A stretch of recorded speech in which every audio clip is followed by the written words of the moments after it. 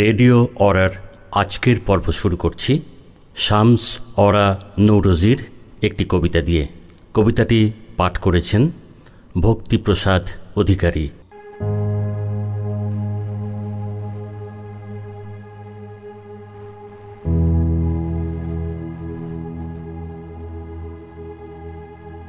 নিজেকে যখন নিজেই খুঁজি, রঙিন সুতোয় চাদর বুনি, সেই চাদরের ভাঁজে ভাঁজে তোমার আমার গল্প লিখি। সেই গল্পের শেষ অক্ষরে তোমাকেই কেন হারিয়ে ফেলি? ছিল কি কথা তোমার সাথে, রং মিশিয়ে ধূসর হবে? ধূপদানির ওই ধূম্রজালে নামটি তোমার বিলীন হবে। পিছু ফিরে একটু দাঁড়াই, যদি ডাকো নামটি ধরে, হাতটি ধরে চলবো আবার নতুন রঙের নতুন আভায়।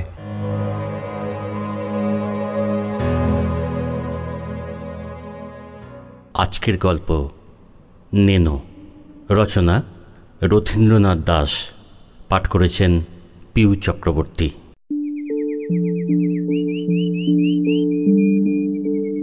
নেনো এক বিচিত্র নাম। কে এই নাম রেখেছিল তা জানে না কেউই। সে কি নোনতা না মিষ্টি, তার হিসেবও কেউ নেয়নি। কিন্তু নামটা চালু হলো, আর ওই নামটাতেই ওকে চিনল সবাই।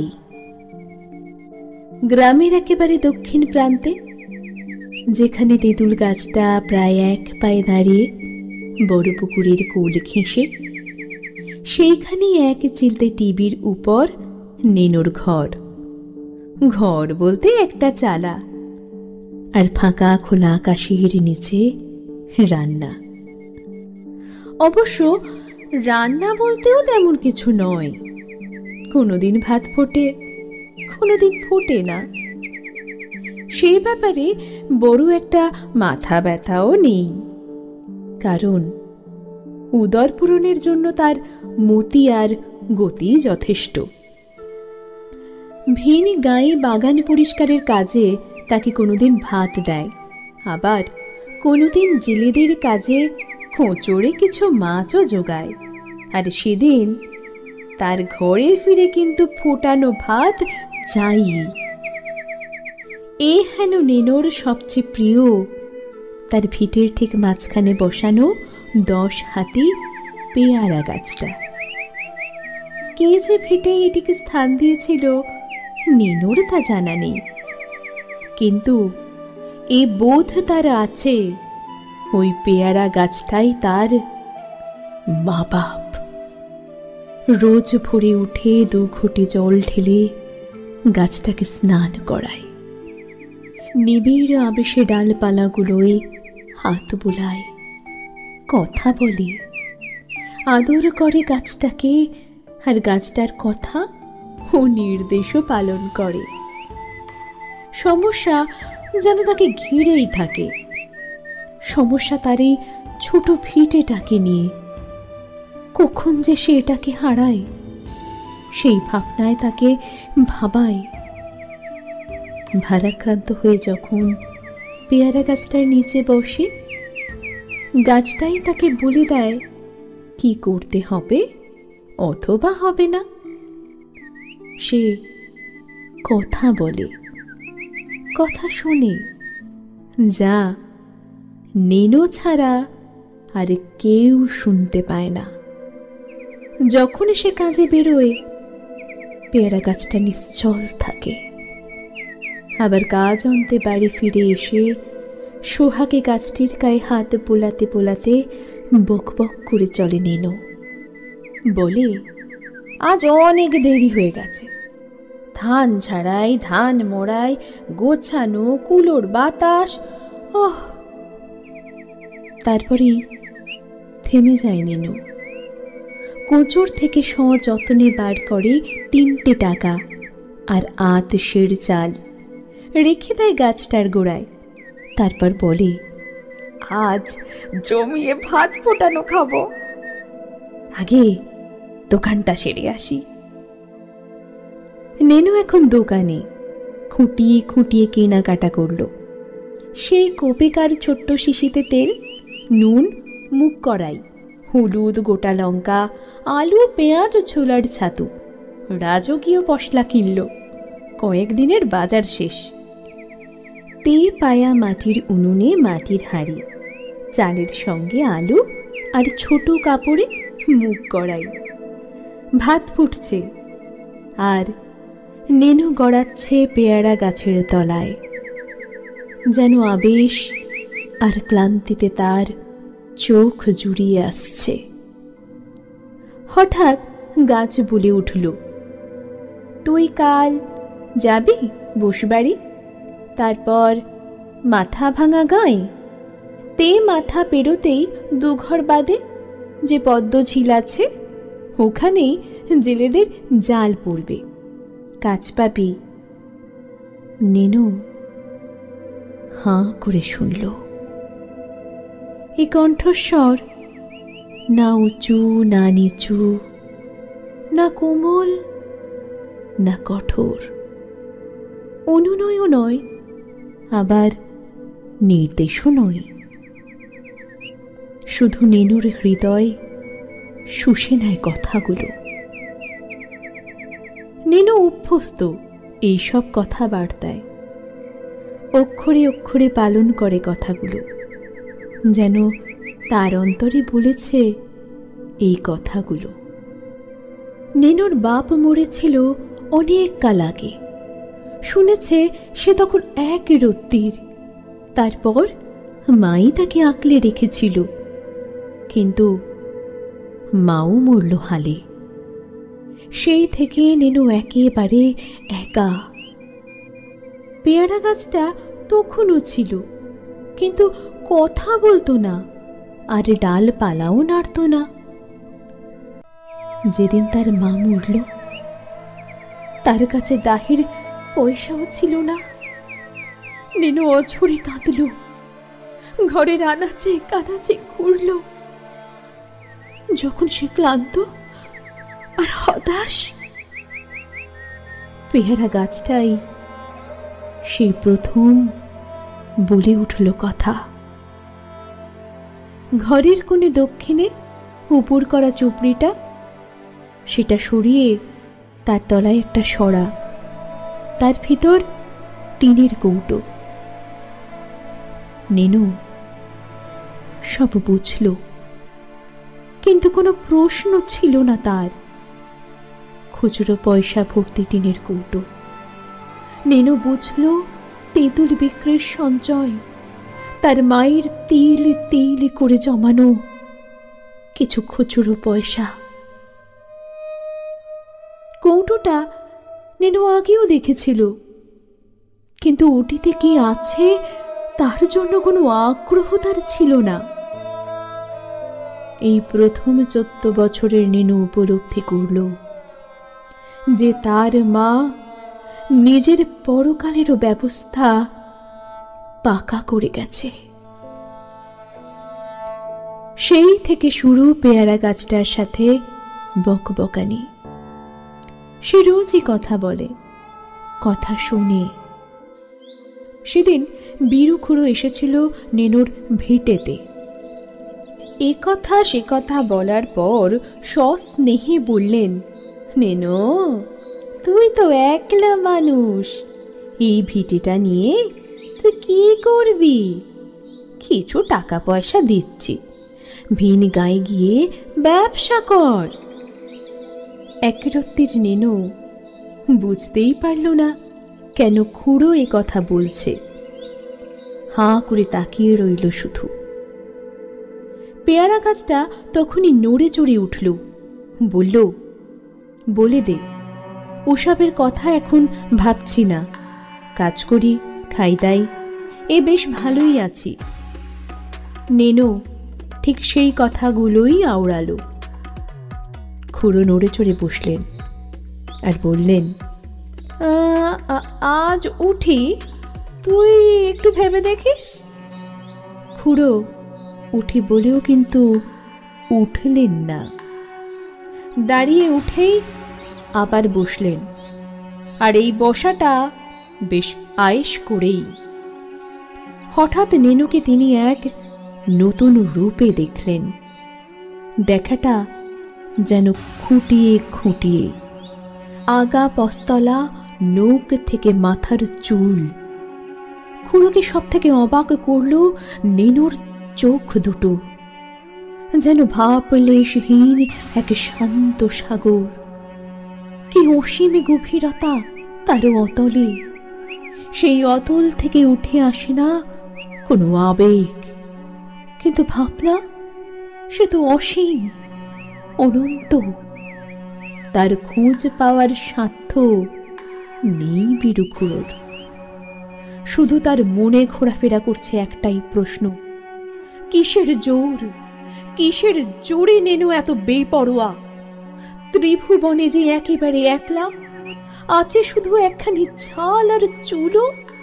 কিসের জোর তার এই ছোট্ট মনে, আর কে যোগায় তার এই কথাগুলো?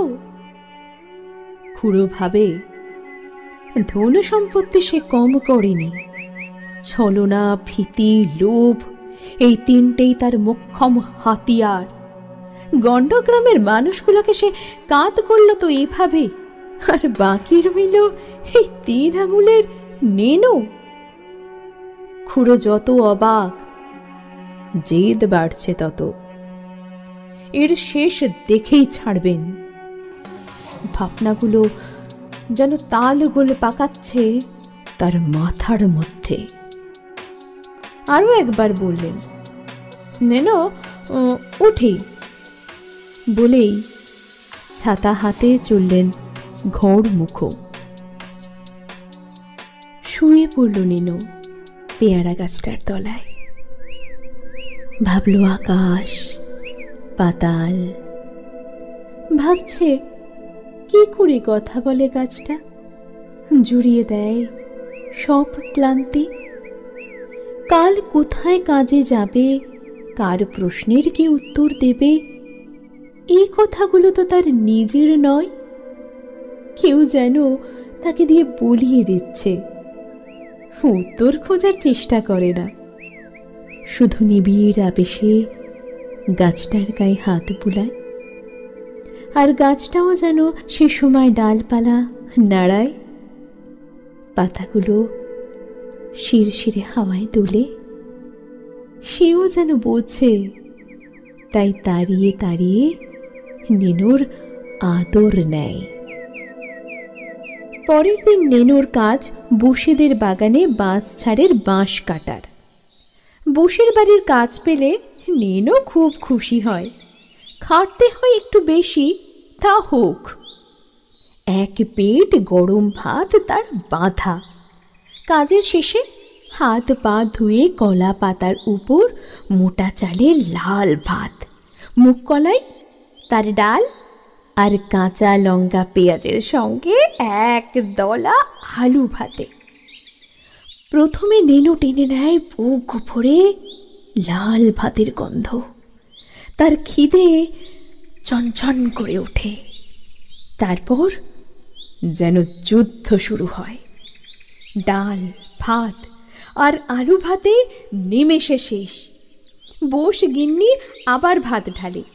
মোটামুটি 3 বারে শেষ হয় নেনুর খাওয়া। শেষে তেল আর লঙ্কাটা চুষতে থাকে পরম আয়েশে। খাওয়া শেষে জল ছাড়া দেয় মাটির উপর, হাত মোছে জায়গাটায়। চুপ করে বসে দাওয়ায় বোস বাবুর দেয়া 2 টাকা পরখ করে ঘুরিয়ে ফিরিয়ে, তারপর প্যাঁকে গুজে। কিন্তু আজকের কাজটা বোধহয় একটু কঠিনই ছিল।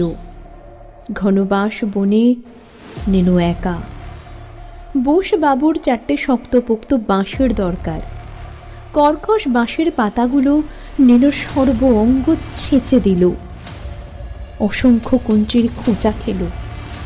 3টে বাঁশকে সর্বশক্তি দিয়ে উদ্ধার করল, কিন্তু গোল বাঁধল 4 নম্বর বাঁশটা।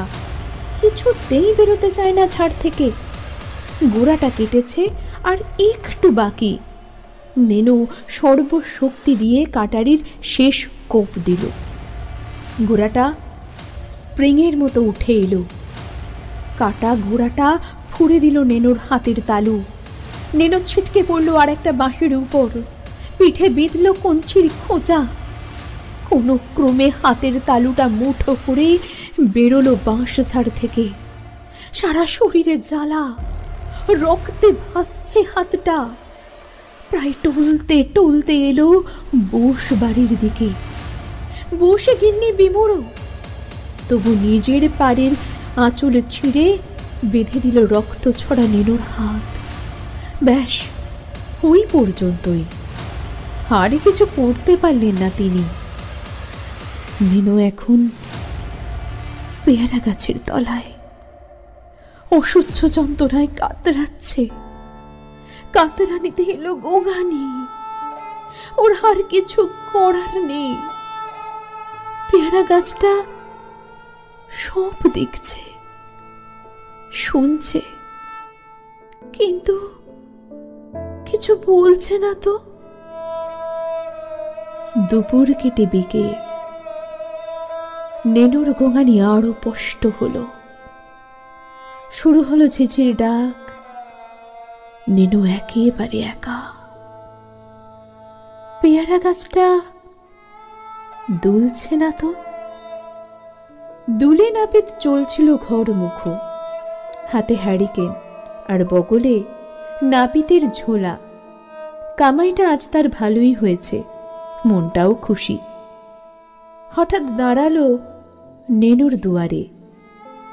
এ ভিটেই কোনো আগড় নেই, বেড়া নয়, শুধু আছে তাল পাতার গোঁজ দেয়া একটা হেলানো মাটির ঘর আর পেয়ারা গাছটা।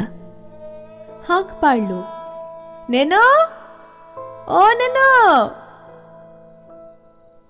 গোঙানি আছে, কিন্তু নেনুর কোনো সাড়া নেই। হ্যারিকেনের সলতেটা উস্কে দিয়ে এগুলো গোঙানির দিকে।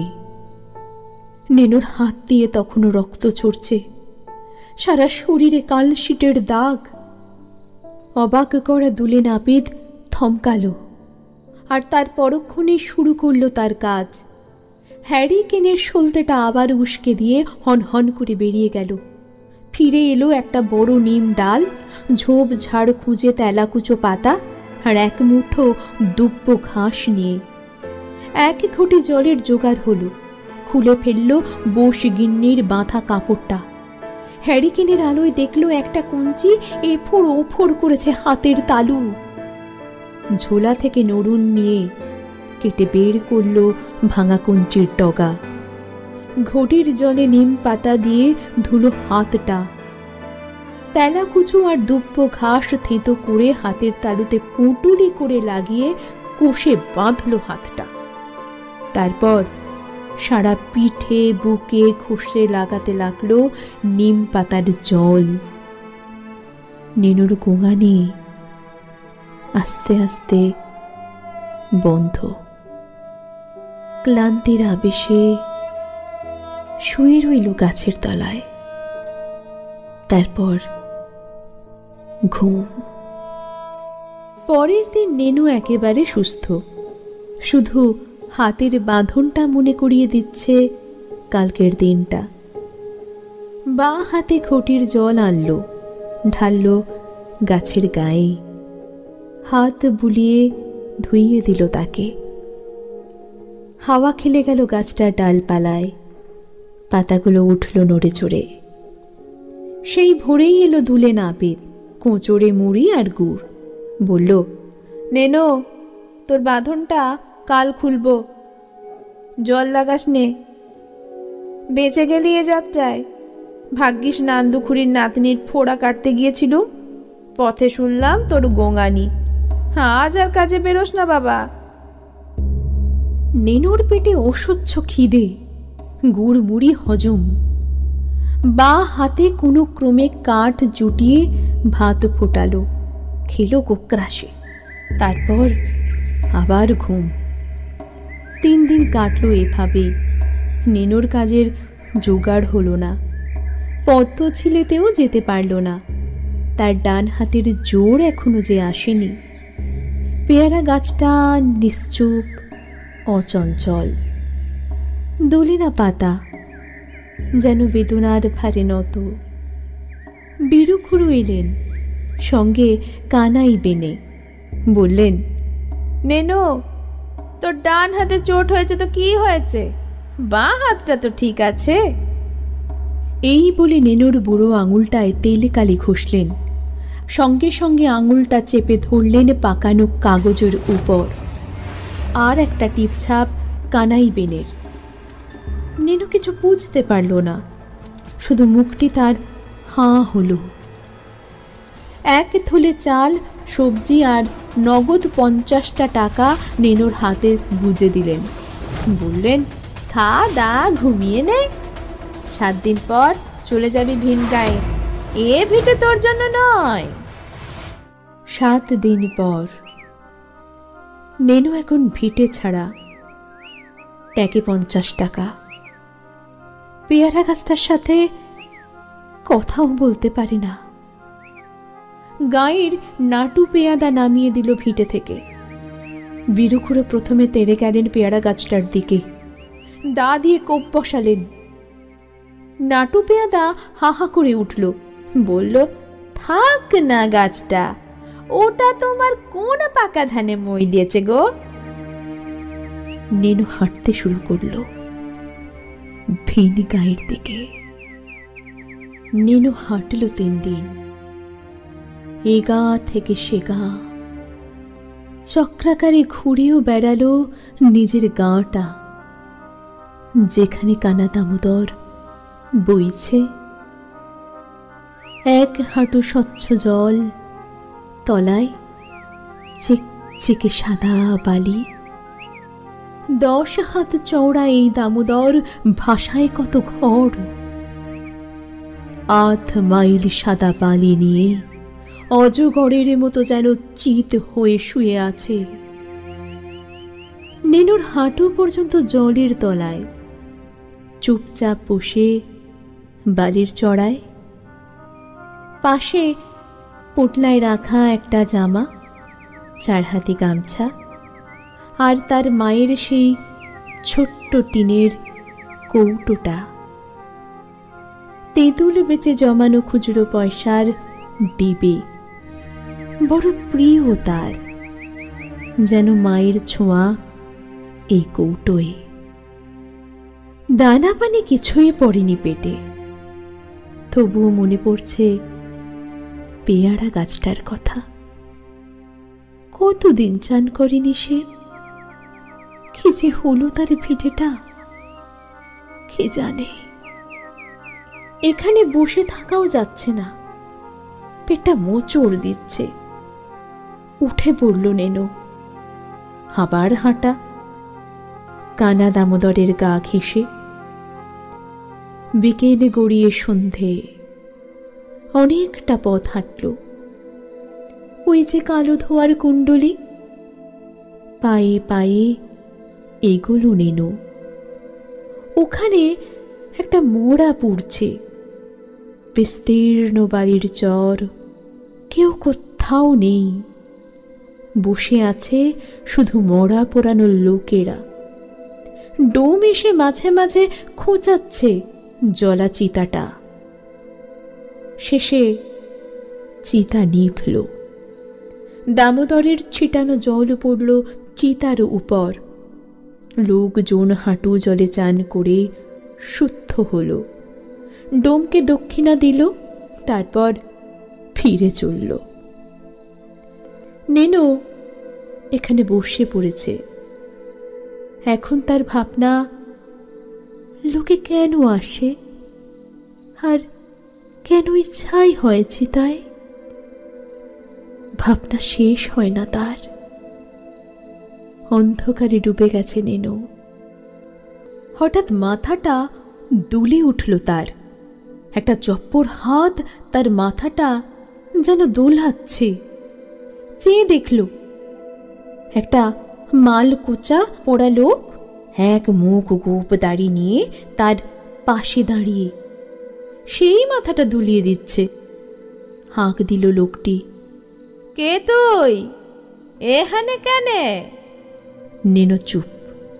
লোকটা হাত ধরল আর হিড় হিড় করে টেনে নিয়ে গেল একটা খড়ের ছাউনির দালানে। নেনো ভয়ে সিটিয়ে উত্তর দিল, এগে নেনো। লোকটির প্রশ্ন, সাংকো হেনে? উত্তর এলো না। দুবার প্রচণ্ড ঝাঁকানি খেল, উত্তর এলো, ওই হেতা তেঁতুলের ডিবি বলে একটা লম্বা হাত দেখালো। নিকষ কালো আধারে দাড়ি গোঁফ ওলা লোকটা কি যে দেখলো তা সে নিজেই জানে। খাওয়ার জোটে লাই, যা ডুব দেয় দামোদরে। বাধ্য ছেলের মতো নেনো ডুব দিয়ে এলো দামোদরের জলে। ততক্ষণে আগড় ধরে দাঁড়িয়েছে একটা বউ, আর পাশে 11-12 বছরের একটা মেয়ে। দাড়ি গোঁফ ওলা লোকটি কালি ডুম। চেহারাটা দশাশই ছিল এককালে, এখন খানিক ভেঙেছে। কালি বয়স তো হলো, তা হবে হয়তো 3.5-4 আশপাশ। আজ নয়তো কাল ওই চিথে তাকেও তো উঠতে হবে। কিন্তু ভাবনা তার, ওই চিতেটাকে সাজাবে। 3 গা খুঁড়লে মেলে একটা কালি ডোম। লোকে যেন চিতেই ওঠার আগে বলে যেতে চায়, কালি ডোমের চিতে, নিখুঁত কাজ। কালি বলে, কর্তারা একটু জিরাইলেন কেনে? কোনো চিন্তা লাই গো, ঠিক সময় জাগাইব।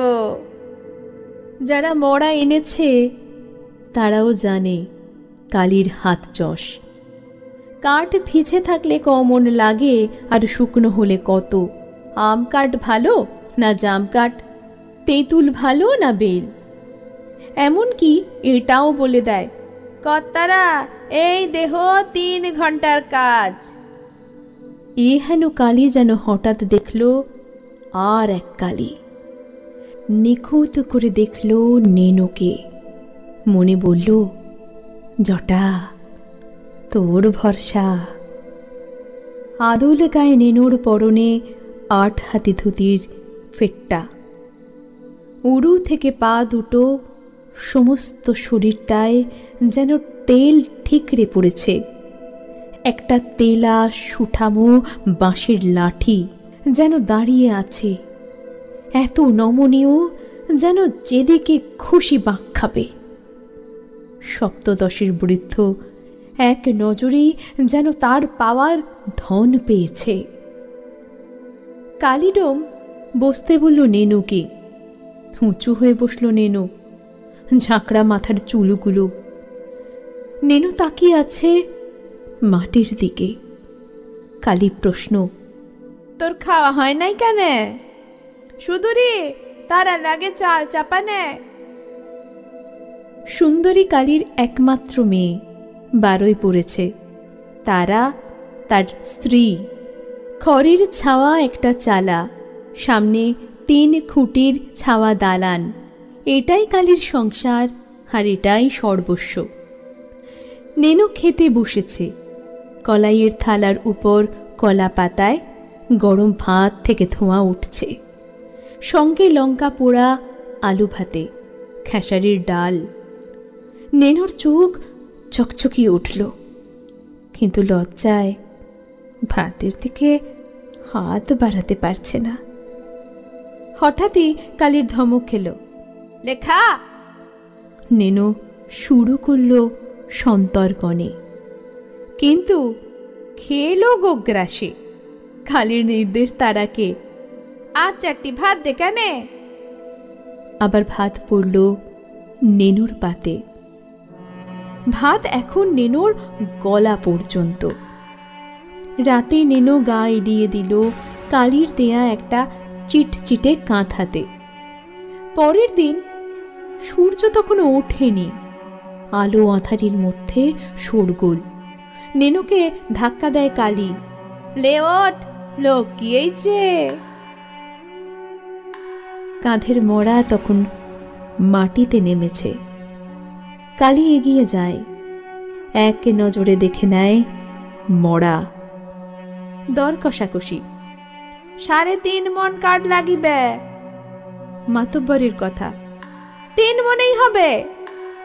কালীর মাথা দুদিকেই দোলালো, মানে হবে না। নেনুকে ডেকে নিল, কি যেন বলল, তারপর একটা মাটির কলসি ধরিয়ে দিল নেনুর হাতে। নেনু চলল দামোদরের জল আনতে। চরের জায়গা বেছে জল ছড়ালো কালী। তারপরে লম্বা লম্বা পর পর 6 হাত আর প্রস্থে 3 হাত মাপের পর খোঁটা পুঁতল 4 কোণে। নদীর চরের দিকে মুখ করে একটি ঘটি জল ঢালল দামোদরের উদ্দেশ্যে। বিড়বিড় করে বলে গেল নিজের মন্ত্র। পরক্ষণে এগিয়ে এলো মাতব্বরের দিকে। বাঁ হাতের তালুর উপর ডান হাতের কনুই রেখে ডান হাত বাড়ালো বাবুদের দিকে। দক্ষিণা, দক্ষিণা। দক্ষিণা পেয়েই গুনল 2 বার, আবার হাত বাড়ালো। 5 টাকা। বাবু বাধ্য হলো আরো 5 টাকা দিতে। নেনুকে ডাকলো কালী। কাজ শুরু হলো। আড়ে মোটা কাঠ, তার ওপর লম্বা সরু কাঠ। 1.5 হাত উঁচু করার পর ডাকলো মাতব্বরকে। মরাকে শুইয়ে দিতে বলল চিতার ওপর। মাথাটা রইল দামোদরের দিকে। শুকনো পাতা জেলে পাটকাঠি ধরল, দিল অগ্নিকর্তাকে। নেনু আগা গোড়া সব দেখল। এক আশ্চর্য বিদ্যুৎ স্পর্শ তার লোমগুলো খাড়া হয়ে যাচ্ছে। কপালে ঘামের রেখা। যেন সম্মোহিত একটা মানুষ নিশ্চুপ হয়ে দাঁড়িয়ে রয়েছে। মরার সারা শরীরে এখন কাঠের চাপান। উঁচু হল আধ মানুষ সমান। কালী বলল, বাবুরা জিরে নেন। কালীর মরা পোড়ানো শেষ। সকালের সূর্য দেখা গেল। এবার মরার ছাইয়ের গাদায় লম্বা লাঠি দিয়ে হাতড়ানো শুরু। নাভির অস্থি খুঁজে রাখল একটা কলসিতে, তারপর তুলে দিল মালিকের হাতে। রাত বিরেতে 1-2 মরা রোজই আসে। কালী বলে, লক্ষ্মী আইছে গো। আর নেনুও যেন এই পরিবারের সঙ্গে কেমন করে কখন মিশে গেছে তা সে নিজেই জানে না। সুদূরী আর তার মা তাকে পেট পুড়ে খেতে দেয়, যত্ন করে। কালী ডোম সুখের আবেশে কলকে টানে। যেদিন আফিংয়ের মাত্রা বেশি হয়, কালী ভার দেয় নেনুকে। আসলে এটা তার একটা ছল। মাস যায়, বছর যায়। 3টে দুর্গা পূজা এসেছে আর 3টে ভাসানো হয়েছে। একদিন হঠাৎ কালী ডোম ভরে ডেকে তুলল নেনুকে। ধর্মরিয়ে উঠল নেনু, ভাবল মরা এসেছে। কালী এক কথাতেই কাজ সারল, বলল, তোর বিয়ে হবে সুদূরী, তোর বউ হবে। আমাবস্যের রাতে লগনে তোদের বিয়া। যা দামোদরে ডুব দেখানে। সুদূরীর মা তারা সব জানত। জামাইয়ের জন্য অনেক দিন ধরেই সে প্রস্তুত হচ্ছিল। নিজে হাতে বসার একটা আসন বুনেছে, আর একটা একটা করে জোগাড় করেছে সব উপকরণ এতদিন ধরে। দুপুরে নেনুকে আর সুদূরীকে পাতে পেড়ে খাওয়ালো। নেনুর বড় প্রিয় দামোদরের কচ্ছপের মাংস। বিকেলে 8 হাতি ধুতির সঙ্গে গামছা দিল জামাইকে। কনেকে সাজালো নিজের হাতে। ধনেশ পাখি হারের মালা পরালো মেয়েকে, শিলের উপর পাথর ঘষে মধু দিয়ে চন্দনের মতো এঁকে দিল তাকে। বাসন্তী রঙের একটা 10 হাতি জমকালো শাড়ি উঠল সুদূরের রঙ্গে। মাটির খুঁটিতে শুদ্ধ দামোদরের জল ভরে রাখলো আঙিনায়। এখন অপেক্ষা। নিশুতি অমাবস্যার রাতে প্রায় 1 প্রহর। দূর থেকে শোনা যায় হরিধ্বনি। কালী ডোমের কান খাড়া, ঠেলা মারে বউকে, বলে, শুনছিস কেনে? হরিধ্বনি থামল। কালীর আঙিনায় মরা পড়ছে কালীর তদারকিতে। তারা আঁকলে রেখেছে সুদূরী আর নেনুকে। ক্ষণে ক্ষণে উপর হয়ে কপাল ঠুকছে মাটিতে। আর 2 হাত জোড় করে কি চাইছে বিধাতার কাছে ওই জানে। মোড়া পোড়ানো শেষ, শান্তির জল পড়েছে। ছাইয়ের গাতার আগুনের আলো নিভে গিয়ে আকাশ আর মাটিকে ঢেকে দিয়েছে নিকষ অন্ধকারে। নিশ্চল দামোদর, নিস্তব্ধ চরাচর।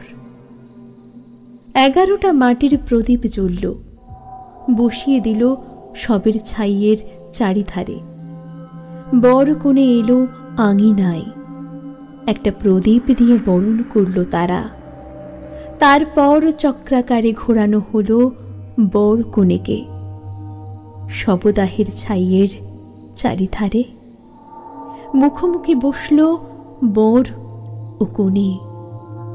মালা বদল হলো সুদূরের গলার ধনেশ পাখির হারের মালা দিয়ে।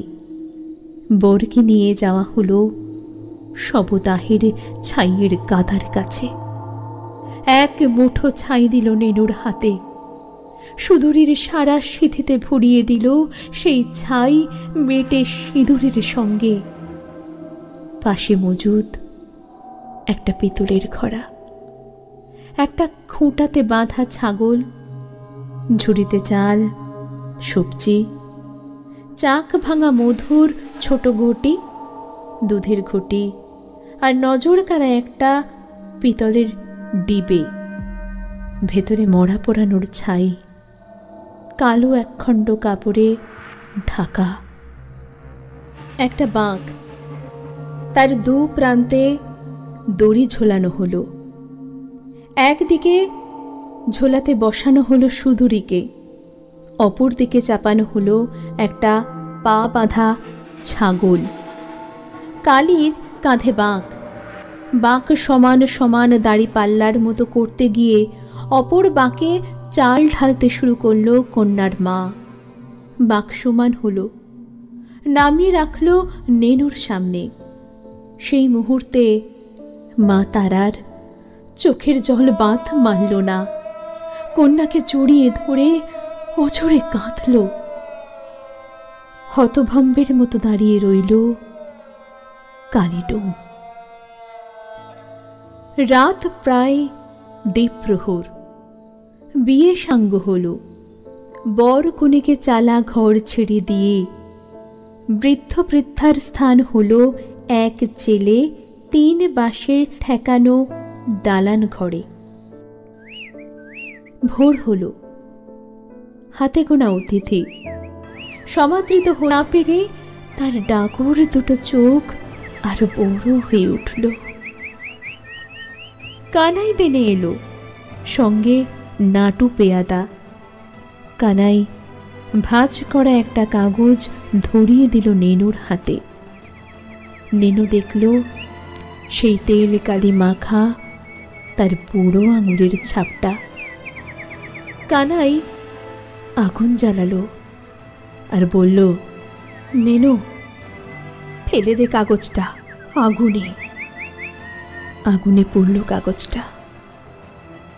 সুদূরের পাশে নেনু শুয়ে, পেয়ারা গাছের তলায়, চোখ আকাশের দিকে। কি যেন অনেক কথা বলতে চাইল সুদূরীকে, কিন্তু সে নিশ্চুপ রইল, আর পেয়ারা গাছটা তুলেই চলল আপন খেয়ালে।